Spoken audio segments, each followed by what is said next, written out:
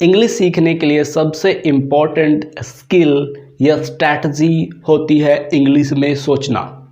जब भी आप इंग्लिश सीखना शुरू करते हो तो आप बहुत कुछ सीखते हो, लेकिन आप इंग्लिश में सोचना नहीं सीखते और इसकी वजह से आपकी फ्लुएंसी में वो बात नहीं होती। आप इंग्लिश में कंफर्टेबल फील नहीं करते क्योंकि आप इंग्लिश में नहीं सोचते।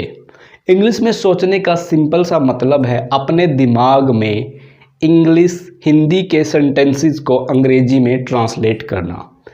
ये बात क्लियर है कि हम आपकी जो फर्स्ट लैंग्वेज है, आपकी जो मातृभाषा है, आपके सोच विचार उसी लैंग्वेज में होने वाले हैं। लेकिन अगर हम थोड़ा सा वर्कआउट करें सीरियस होके, हम अपने माइंड के पैराडाइम को, अपने माइंड के उस वहम को निकाल सकते हैं। How?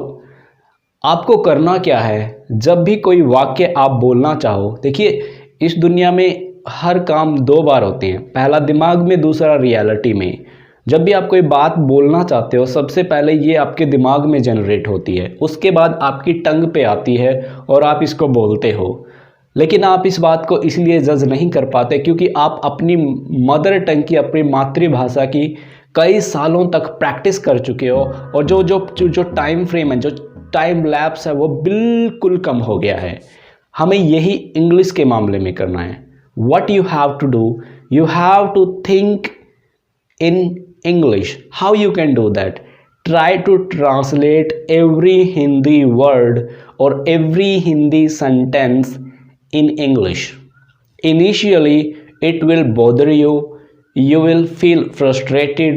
You will feel lack of motivation and lack of ideas as well. Even you would forget the words. But you have to continue. ये जो सलाह है मेरे टीचर ने मुझे दी थी कि इंग्लिश में सोचना शुरू करें।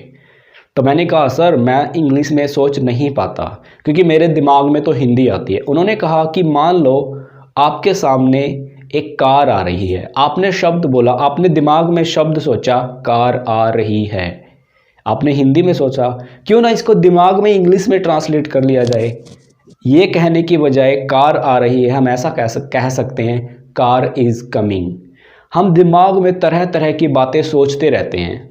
हमारा दिमाग हर दिन 60,000 से ज़्यादा विचारों को सोचता है, आदान प्रदान करता है। But we think these thoughts in our mother tongue. ये जो बातें हैं हम अपनी मातृभाषा में सोचते हैं। But what we have to do, we have to push our self. हमें अपने आप को फोर्स तो करना ही होगा कि हम अपने दिमाग में इंग्लिश में सोचना शुरू करें।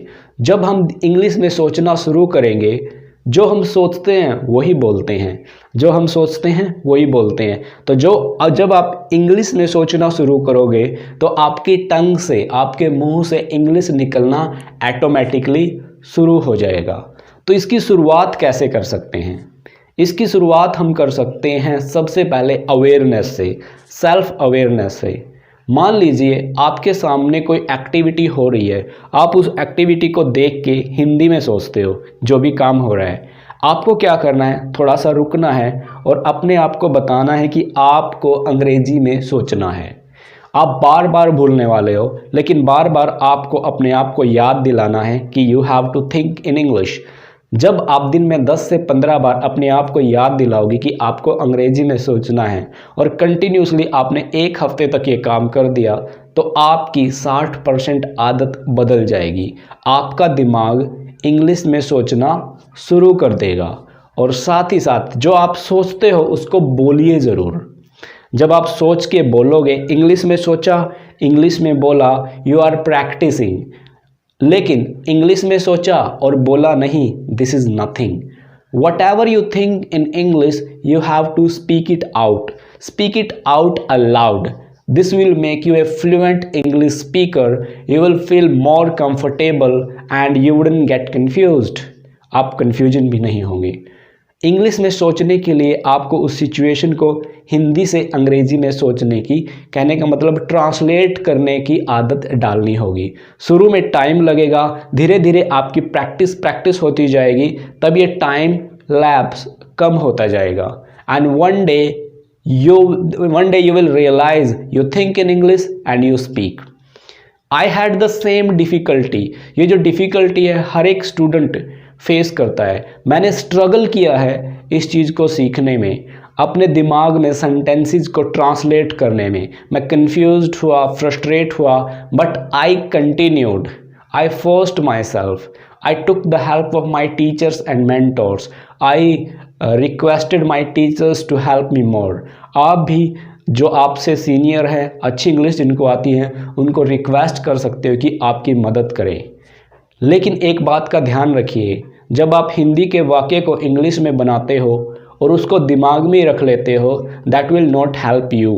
हाँ, आप माइंड में तो इंग्लिश बनाना सीख जाओगे, but when it comes to speak you would fail there. What you have to do, whatever you think in English, you have to speak it out. हो सके तो थोड़ा ऊंचा बोलने की कोशिश कीजिए। This will really help you. If you continue this for 10 days, after that you wouldn't have to struggle.